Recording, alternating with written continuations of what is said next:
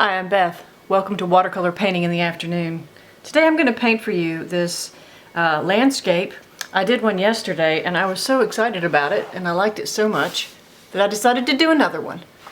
Just painting a sky and putting in some colors to see where it goes. And also making sure that I put in a surprise color, a color that you might not expect, right in the middle of the landscape. So I did the same thing here. Just use slightly different colors, and you can see that there were a lot of fun effects that happened. I used a little bit of salt to make these blooms down here in the bottom, and you can see I tilted my paper up this way, and you can see where the wet paint met drier paint, and it made this mark. But I really liked the mark and I wanted to leave it there, so I did paint a little moon and a couple of stars in the sky. I liked it, and I hope that as you watch today, maybe you'll do your own. Maybe you'll be inspired to paint your own landscape. I hope you will. And if you enjoy this video, please remember to give me a like, a thumbs up, and subscribe. Thank you very much.